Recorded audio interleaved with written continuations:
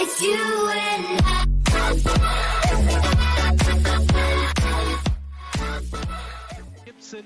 I like watching Roman from this camera angle because he always looks quite perplexed, and he spends a lot of time looking down at his dashboard, and there's a real celebratory sort of movement to his every upshift, a much bigger movement of his hand than you would ever really imagine.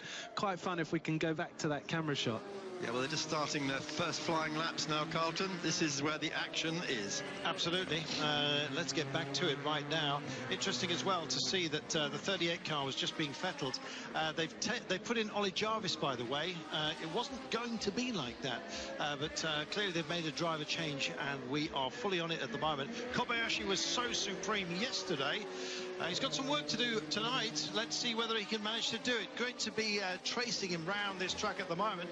Looks like a lonely place for now. He's got a clearish run. Oh, this is the dream. It's far from lonely. This is your absolutely best case scenario.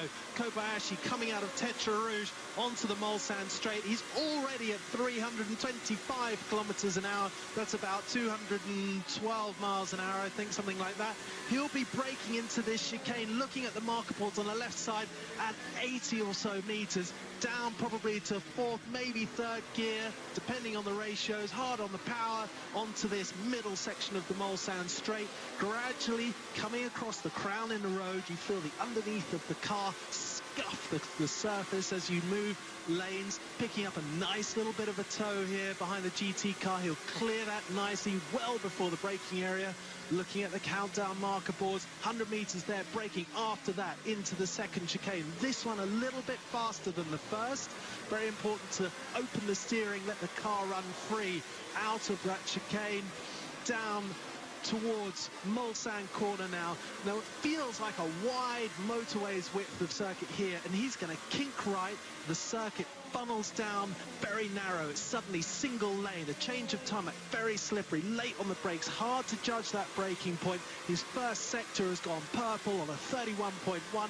Kobayashi on a flyer into sector 2, in toward the blinding sun on the run up to Indianapolis. 320 kilometers per hour as he crosses the second sector line for another purple sector.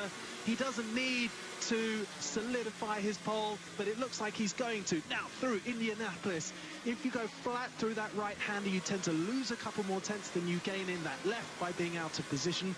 Now at Arnage, this is as slippery as an ice rink. You lose all of the downforce. It's first gear, super slow. It's very nice feeling when you come out of there and pick up the momentum. Coming up to my favorite part of the circuit now, heading towards the Porsche curves. He's going to stay driver's right for a late kink left.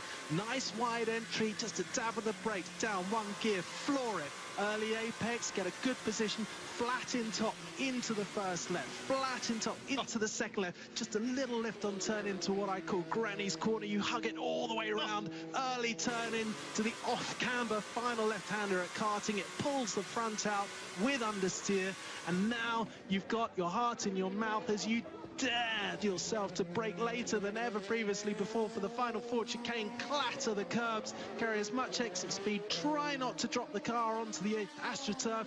He did it yesterday, and he eyes 3:14, 791. Wow, if you got a pipe, stick it in it, smoke it. He just has. That was amazing. What a kamikaze lap. We talked about